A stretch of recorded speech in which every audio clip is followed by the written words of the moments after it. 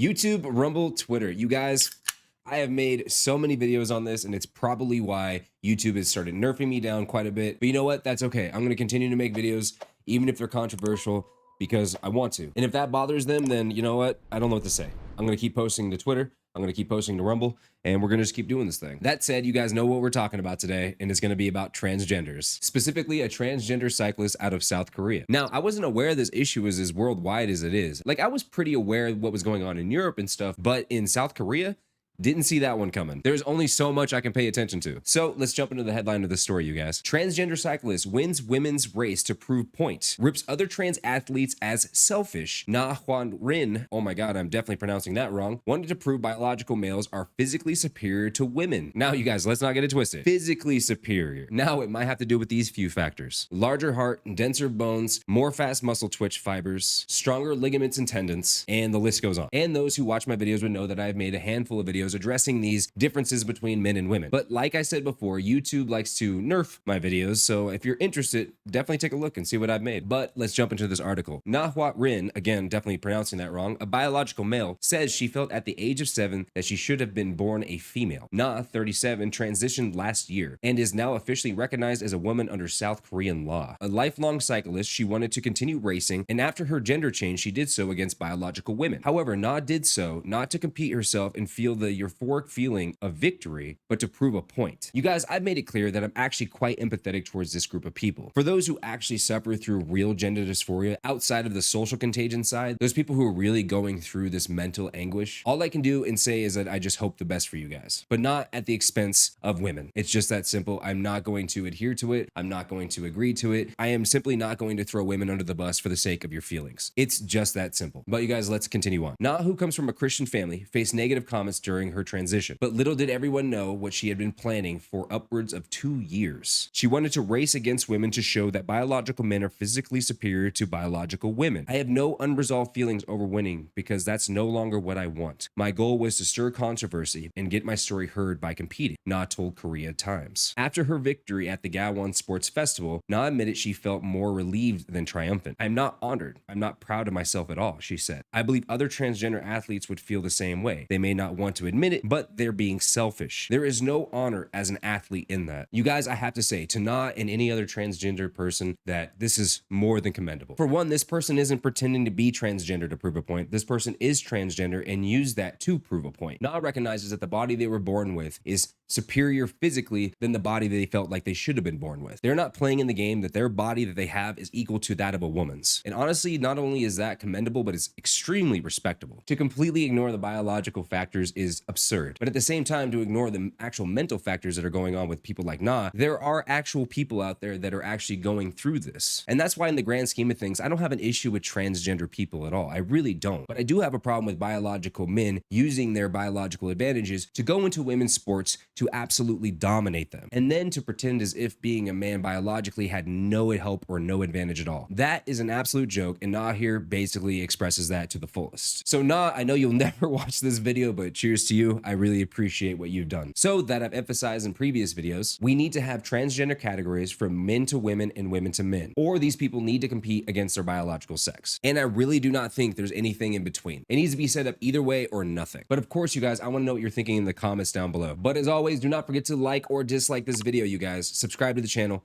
hit that notification bell so you get notified every time I post a video, I hope. And I will see you guys in the next one. Peace.